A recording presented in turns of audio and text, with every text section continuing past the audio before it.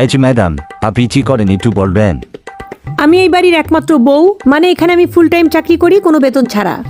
আপনার যোগ্যতা? আমার ভোর 5টা থেকে কাজ শুরু হয়, রান্না করা, ঘর বাড়ি সামলানো, ধোয়া মোছা। তারপরে রাত 11টার পরে সবার যখন খাওয়া দাওয়া শেষ হয় তখন আমার কাজ শেষ হয়।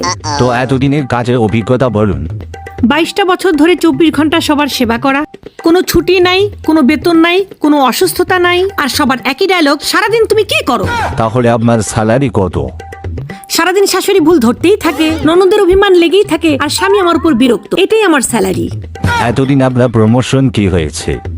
আগে বউ ছিলাম, এখন মা হয়েছি, কয়দিন পর শাশুড়ি হব। পদের নাম চেঞ্জ হয়ে যাবে কিন্তু দায়িত্ব চেঞ্জ হবে না। আমরা বাড়ির বউ, বুঝছেন?